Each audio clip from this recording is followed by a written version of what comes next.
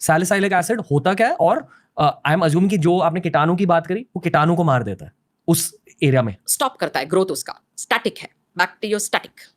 तो spot character में, spot character क्या हो सकता है? आपका घर का स्पॉट करेक्टर है हल्दी, जैसा मैंने बोला, ओके, वो आपका घर का स्पॉट करेक्टर है। चंदन घर का स्पॉट करेक्टर है, उसको कैसा यूज करेंगे आप? ये दोनों चीज को आप, ये पाउडर मत लेके आना, क्योंकि कभी कभी पता ही नहीं चलता कितना शुद्ध है वो, शुद्ध नहीं है तो उसका काम ही नहीं करेगा। और ये दो चीज को आप घर में ये घस के अच्छे से बनाएंगे तो वो फ्रिज में रख दो और उसको लगा दो, ड्राई होने दो आपके पिंपल के ऊपर, वो अमेजिंग नेचुरल स्पॉट करेक्टर है। दूसरा जो दुकान में इजीली मिलता है वो मुल्तानी मिट्टी है, कैलामाइन लोशन है, वो हो गया एक जरा सा केमिकल है लेकिन उतना हार्मफुल नहीं है, वो सब नेचुरली है एक्सट्रैक्टेड, तो वो डाल सकते हो, वो स्पॉट करेक्टर नंबर 2 हो गया फॉर एग्जाम्पल। और उसमें भी आपको एक स्टेप आगे जाने का है तो आप सैलिसिलिक एसिड ले सकते हो, टी ट्री ऑयल ले सकते हो। तो ये सब, ये BHA है, तो ये लोग, ये एसिड है एक तरह का, उसमें ऑयल कम करता है और कीटाणु को स्थगित करता है। Is that the right word? Stops growing, pause, exactly, वो पॉज करता है। तो आप ये यूज कर सकते हो, लेकिन आपको ये बहुत ही इंपॉर्टेंट है कि उसका कॉन्सेंट्रेशन देखना और अच्छे कंपनी से खरीदना, क्योंकि नहीं तो आप, बहुत सारे लोग मेरा क्लिनिक में आते हैं अपना खुद का कुछ तो बना के स्पॉट करेक्टर डाल के, एक्ने भी है उधर, वो तो जरा कम हो ही जाता है, आपने डाल दिया तो उसके राउंड में एक लाल कलर का ऐसा बिंदी जैसा हो जाता है, क्योंकि आपने ये पूरा स्किन को जला दिया, उसके साथ जल सकती है स्किन स्पॉट करेक्टर से, बिकॉज ये सब एसिड्स होते हैं, सल्फर होता है, एसिड्स होते हैं, पेरोक्साइड्स होते हैं, तो इसको आप डालेंगे तो स्किन जल सकता है।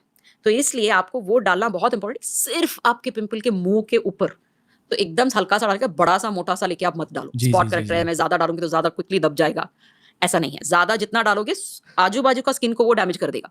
लॉजिक ये है कि स्किन जल सकती है हो सकता है, पर जब एक पिंपल की साइज बढ़ रही होती है एक्चुअली, सकते हो, हाँ, मतलब जब आप पॉज कर रहे हो वो जलने से ही पॉज। पैच क्या हो सकता है? वो भी वही है, वो पैचेस जो आता है आजकल, जो आप खरीद के ऐसा स्टिकर जैसा लगा सकते हो, उसमें भी वही चीज होता है, या सल्फर होता है, या सैलिसिलिक एसिड होता है, या जरा सा पेरोक्साइड हो सकता है, या जैसा कि टी ट्री ऑयल हो सकता है, जो नेचुरल चीजें हैं।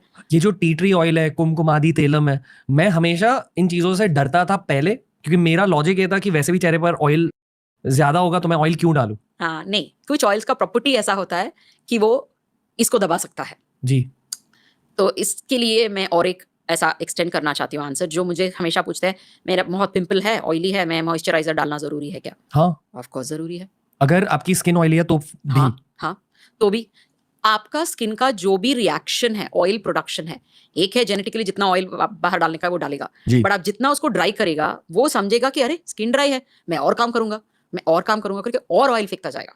तो इसलिए ये इंपॉर्टेंट है कि आप एकदम हल्का सा वाटर बेस्ड मॉइस्चराइजर चूज करो, लेकिन मॉइस्चराइजर डालो। उसमें और एक फायदा है कि वो आपका पोल्यूशन को कट करता है। स्किन डैमेज होता है एक्ने में, क्योंकि आप वो एक्ने को या खुद ये करते हो या कुछ हो जाता है, लाल हो जाता है, उसको हील करने के लिए आपको मॉइस्चर चाहिए। और तीसरा ये है कि एक्ने का आप जो भी क्रीम डाल रहे हो, या ऐसा बोला आपने सैलिसिलिक एसिड या कुछ रेटिनॉल्स या कुछ बेंजोल पेरोक्साइड, आप जो भी डाल रहे हो, स्किन को इरिटेट तो करता है जरा सा, तो उसके लिए वो इरिटेशन कम करे लेकिन एक्ने को काम करे, वो ये होता है कि आप स्किन को अच्छे से मॉइस्चराइज करके हेल्दी रखें, ताकि स्किन का रिपेयर करने का अपने आप का पावर भी है, लेकिन वो हेल्दी होना चाहिए स्किन। तो इसलिए मॉइस्चराइजर, सनस्क्रीन, ये सब चीजें आपको एक्ने है तो भी करना पड़ेगा। फेस वॉश रेगुलरली, ये सब जो मैं हमेशा बोलती रहती हूँ, क्लेंस, नरिश, प्रोटेक्ट, ये 3 चीज बहुत ही इंपॉर्टेंट है, आपको भले एक्ने भी हो जी।